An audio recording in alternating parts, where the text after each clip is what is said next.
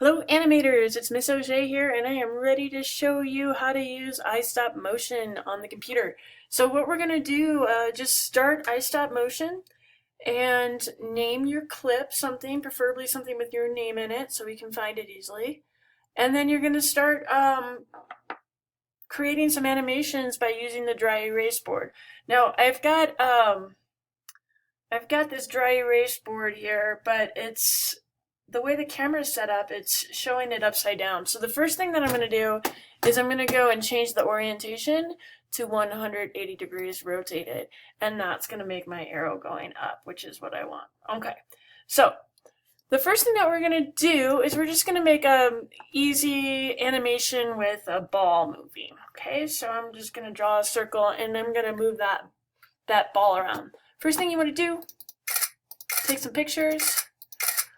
I would take about 4 or 5 to begin with, and that just gives the viewers a little bit of time to see what's happening before we start moving things around.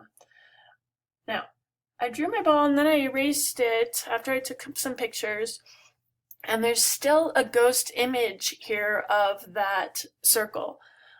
It's also called onion skinning, and that's really a good tool for us because now we can see where our last frame was and draw a new one in there in relation to it.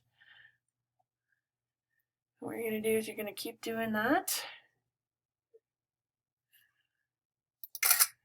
Small little movements are going to make it look more realistic.